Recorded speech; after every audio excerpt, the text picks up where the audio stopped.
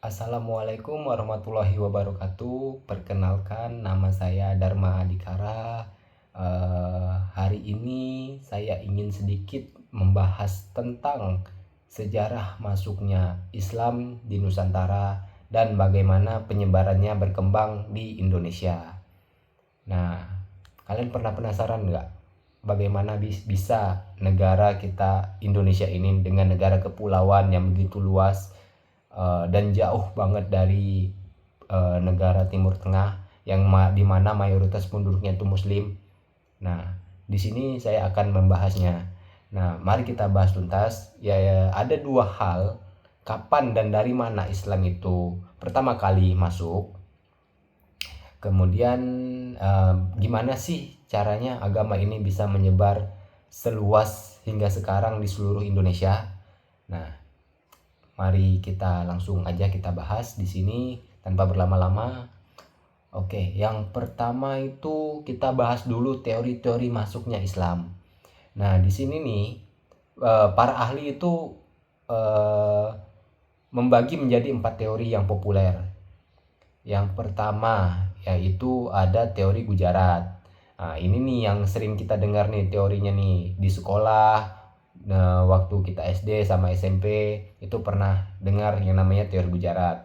Teori ini bilang Islam masuk sekitar abad ke-13, bukan dari Arab langsung, tapi melalui pedagang Muslim yang ada di India. Tepatnya itu lokasinya di Gujarat. Buktinya apa? Itu ada salah satu miripnya batu nisan Raja Pertama Samudra Pasai milik As-Saleh dengan batu nisan yang ada di Gujarat. Jadi kayak ada ahli yang bilang, loh ini batu nisannya kok motifnya mirip sama yang ada di India ya, jangan-jangan ini dari sana, begitu. Kemudian ada teori Persia. Nah, teori ini bilang Islam datang dari Persia atau dari Iran modern. Waktunya juga mirip seperti teori Gujarat, itu sekitar abad ke-13. Buktinya lebih ke kesamaan budaya aja sih. Nah, contohnya nih ada tradisi Tabot atau tradisi Tabuik yang ada di Bengkulu dan Sumatera Barat. Itu eh, budaya itu mirip banget dengan perayaan 10 Muharram yang ada di Persia. Jadi ada bau-bau budaya Iran nih yang dibawa sama ulama-ulama dari Persia waktu menyebarkan Islam dulu. Nah, yang ketiga ada teori Mekah atau teori Arab. Nah, ini teorinya yang paling gas gitu, yang bilang mereka nggak usah jauh-jauh. Islam itu masuk ke Nusantara tuh jauh lebih awal daripada teori sebelumnya seperti teori Persia tadi sama teori Gujarat. Nah, di teori Arab ini masuknya Islam ke Nusantara itu sekitar pada abad ke-7. Kenapa lebih awal? Karena sudah ada kayak buktinya tuh udah ada perkampungan Muslim di pesisir Sumatera sejak abad ke-7. Itu menurut catatan dari pedagang Cina. Ditambah lagi mazhab Syafi'i yang dominan di Indonesia ini juga dominan juga di Mekah atau di Mesir. Kemudian yang terakhir yang keempat ada teori Cina. Ini menarik banget nih. Selain dari Arab, dari India dan juga dari Persia, peran pedagang Muslim dari tanah Tiongkok juga begitu signifikan.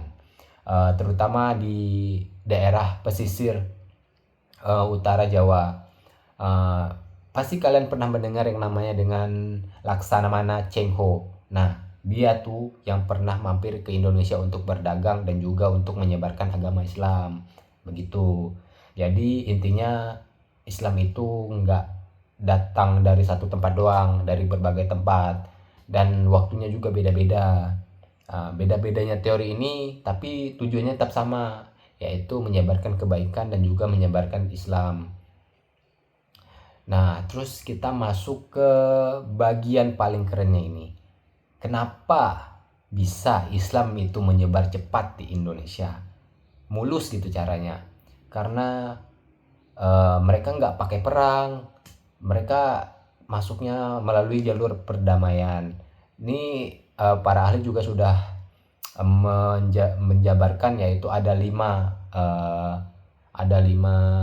jalur untuk menyebarkan agama Islam itu sendiri. Yang pertama melalui jalur perdagangan. Nah, ini hal basicnya orang dari Timur Tengah, dari Cina, dari Persia itu menyebarkan agama Islam. Pedagang Muslim itu mampir nggak cuma untuk berdagang, mereka juga sambil berdakwah. Modalnya tuh cuma jualan sambil ramah, jujur, lama-lama laku deh agamanya, begitu.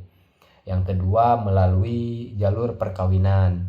Nah, di sini sedikit ada bumbu romantisnya deh. Nah, pedagang-pedagang kaya tadi atau ulama-ulama itu menikahi para putri bangsawan lokal. Nah, otomatis keluarga dan keturunannya udah pasti mengikuti agama Islam gitu. Dari cinta turun ke agama begitu. Terus yang ketiga melalui jalur pendidikan. Para ulama mendirikan pesantren-pesantren atau lembaga pendidikan Islam. Contohnya Sunan Ampel yang mendirikan Ampel Denta. Terus mereka mengajarkan bagaimana caranya berdagang. Nah, paginya belajar berdagang, sorenya lanjut belajar ngaji. Ilmu dunianya dapat, terus ilmu agamanya juga dapat. Kan komplit kalau begitu. Nah, terus kita lanjut yang keempat itu melalui jalur kesenian dan budaya. Ini nih masterpiece-nya para Sunan Wali Songo nih. Mereka kayak datang berdakwah tuh bukan buat ngancurin budaya, tapi buat sambil merangkulnya. Contoh yang paling kerennya tuh Sunan Kalijaga. Mereka berdakwahnya tuh menggunakan media wayang dan juga gamelan untuk berdakwahnya. Jadi mereka tidak menghilangkan suatu budaya itu agar Islam itu masuk, tidak, tapi mereka berkolaborasi begitu. Terus yang kelima melalui tasawuf. Nah, ini sedikit ada bumbu-bumbu mistiknya. Islam yang gampang banget diterima sama masyarakat lokal pada saat itu karena ada kemiripan tradisi. Nah, terus jadi membuat ajaran Islam itu terasa sedikit nyambung atau akrab pada masyarakat lokal waktu itu. Nah, jadi kita udah bahas tuh ada 5 jalur bagaimana orang-orang terdahulu itu menyebarkan Islam di Indonesia. Kunci suksesnya itu alkulturasi. Nah, Islam nggak datang buat menghapus suatu budaya, tapi untuk mengisi dan memperkaya budaya di Nusantara itu sendiri. Keren kan? Keren dong pastinya. Nah, setelah penyebaran itu sukses, lahirlah kerajaan-kerajaan Islam yang jadi pusat peradaban Islam pada waktu itu. Ada contohnya, yang pertama itu ada kerajaan Samudra Pasai yang tercatat di Sumatera. Itu sekitar abad ke-13. Nah, yang awal mulanya jadi kerajaan-kerajaan Islam lain di Nusantara, dia yang memulai. Terus di Pulau Jawa, pusat peradaban besar-besaran adalah Kesultanan Demak yang didirikan di kurang lebihnya di abad ke-15. Nah, Demak itu didukung penuh oleh para Wali Songo. Nah, jadi kekuatan baru yang mengubah peta politik di Pulau Jawa. Terus kayak kita coba lihat deh arsitektur Masjid Demak. Nah, itu atapnya tuh kan berbentuk seperti tumpeng berundak tuh. Nah, itu bukti alkulturasi budaya. Islam tuh datang nggak bikin kayak lupa jati diri kita deh sama budaya Indonesia atau warisan budaya Indonesia itu sendiri. Terus ya tadi udah dijelaskan sih intinya. Yang membuat Islam di Indonesia itu jadi unik yaitu yang pertama santun, terus inklusif dan juga damai. Nah, gimana tadi penjelasan dari saya? Mungkin itu sedikit sejarah singkat saja. Oke, mari kita rekap pembahasannya secara singkat saja. Islam tuh masuk ke Indonesia lewat berbagai cara damai. Yang pertama ada perdagangan, pendidikan, perkawinan, seni budaya, dan juga tasawuf. Nah, nggak cuma dari satu tempat, tapi dijabarkan dari teori-teori. Yang pertama tadi ada teori Gujarat, ada teori Persia, teori Mekah, dan teori Cina.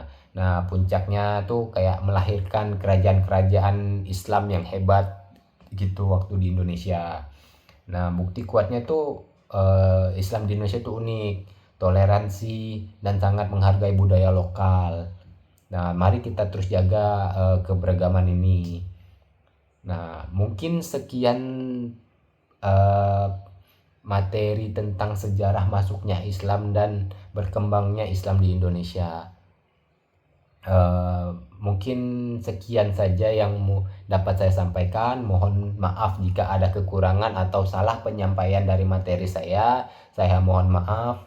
Akhir kata saya ucapkan wassalamualaikum warahmatullahi wabarakatuh.